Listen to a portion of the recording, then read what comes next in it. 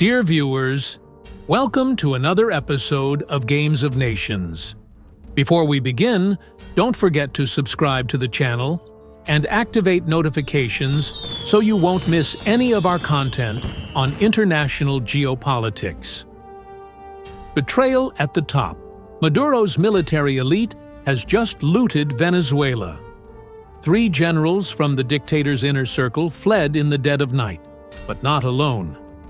They took tons of gold from the central bank in a meticulously coordinated operation. The officers emptied the national vaults and vanished. The escape took place between 2 a.m. and 4 a.m. when a military Hercules C-130 aircraft took off from the Carlota Air Base in Caracas without tower authorization. The plane flew with its transponder off to avoid radar detection and followed a route over the Atlantic Ocean.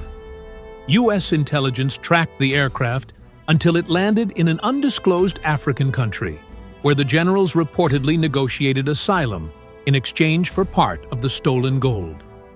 Sources inside Venezuela's central bank confirmed that between 8 and 12 tons of gold bars were removed from the vaults during the nighttime operation. Soldiers under the command of the deserter generals infiltrated the facility using legitimate military credentials. Security guards were threatened and forced to open the safes. The gold was loaded onto military trucks and transported directly to the waiting aircraft. The value of the stolen gold is estimated between $600 and $900 million at current market prices, a massive sum representing a significant portion of Venezuela's remaining international reserves. Maduro's regime had already sold or pledged most of its gold reserves to pay debts and import food. What was left is now in the hands of fugitive generals.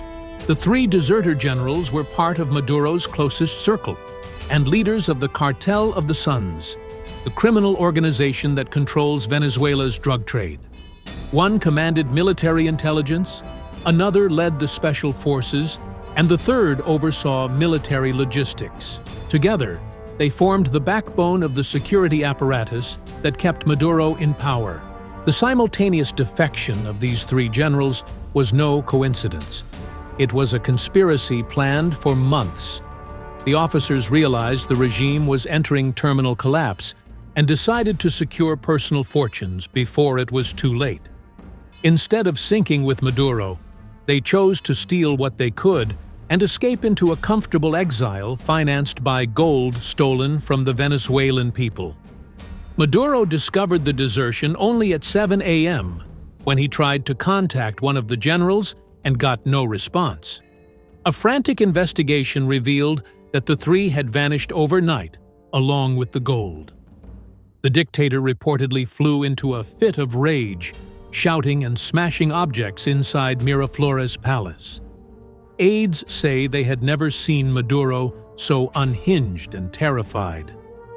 Maduro's immediate reaction was to order a massive purge of military officers who served under the fugitive generals, fearing more defections might be in progress. The dictator's paranoia has reached unprecedented levels. Intercepted conversations between military officers reveal open discussions about the need to remove Maduro before he completely destroys the armed forces through paranoid purges. The defection of the 3 generals triggered a chain reaction within the Venezuelan military structure.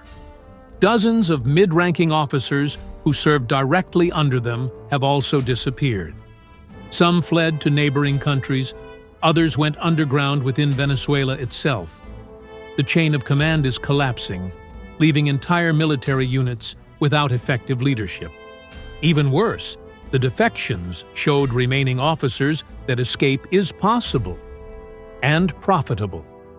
If 3 top generals managed to steal tons of gold and flee, others are now calculating their own escape routes and what they might steal to finance their exiles.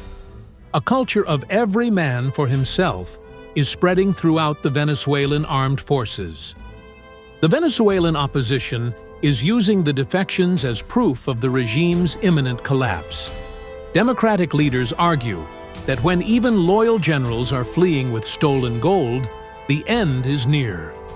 The opposition released a statement saying that rats are abandoning the sinking ship and urged remaining officers to defect rather than go down with Maduro.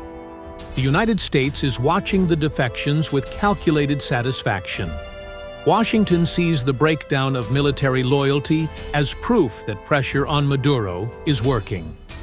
The State Department issued a statement offering immunity from prosecution to Venezuelan officers who defect and cooperate with a democratic transition. The goal is to encourage more desertions through incentives rather than threats. U.S. intelligence is also working to track the stolen gold and the fugitive generals. The CIA seeks to locate and interrogate them about the full structure of the Cartel of the Suns and Maduro's involvement in drug trafficking. The deserters possess detailed information about the regime's criminal operations that would be extremely valuable for future prosecutions against Maduro. Inside Venezuela, the already catastrophic economic situation has worsened dramatically after the gold theft. Maduro's regime lost its last significant reserve of value, funds that could have been used to import food or medicine. International banks that still maintained minimal credit lines with Venezuela are now cutting access completely. The country is entering the final phase of total economic collapse. The Venezuelan armed forces are especially desperate. Soldiers' salaries are miserable and often paid months late. With the deserter generals gone, the flow of funds has stopped entirely. Hungry, unpaid soldiers cannot be trusted to defend the regime. The risk of mutiny or mass desertion is growing by the day. Maduro tried to control the narrative by appearing on state television, denouncing the deserter generals as traitors and thieves in the service of imperialism. But the performance was disastrous. Maduro appeared under extreme stress, stammering and sweating profusely. Even loyal Chavistas noticed he looked terrified. His attempt to project strength only revealed weakness.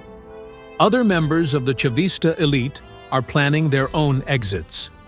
Government ministers, party leaders, and businessmen connected to the regime are quietly transferring funds abroad and setting up residences in countries without extradition treaties with the United States.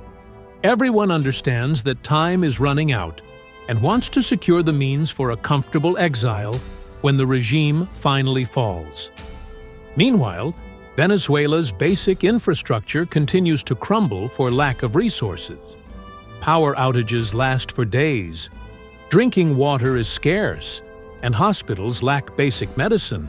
The gold theft means there are no funds to repair generators, fix pipelines, or purchase medical supplies. The population suffers while the elite steals what remains and flees. In the coming weeks, more high-level defections are expected. The remaining generals see the system entering terminal collapse. The choice is clear: sink with Maduro or escape while they still can. Each new defection weakens the regime further, fueling the spiral that will ultimately end with Maduro's downfall. Analysts believe that Maduro's regime is in its final days or weeks. When high-ranking military officers desert, taking national reserves with them, the end is inevitable.